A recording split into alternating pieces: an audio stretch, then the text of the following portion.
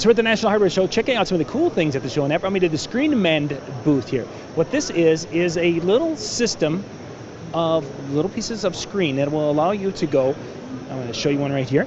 It's a little 5x7 piece of screen, and it has a little bit of an adhesive on it. So if you have a screen that has a hole in it, and this could be from a cut or a hole, you'd want to go and kind of clean up the edges of that just a little bit, trim that back, and then you cut yourself a patch, probably a good inch or inch and a half over the size of that.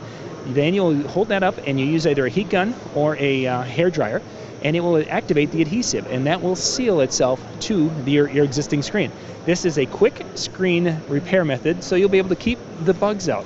So you can then come back on another day when it's generally the holes in the screen happen on a night when you want it to be open, and the cut and the bugs are going to come in.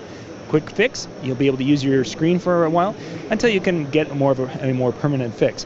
This is available online. We'll put a link in the description below, but the ScreenMend system for quick repair of that window screen. For more tips and how-to videos, go to weekendhandyman.com.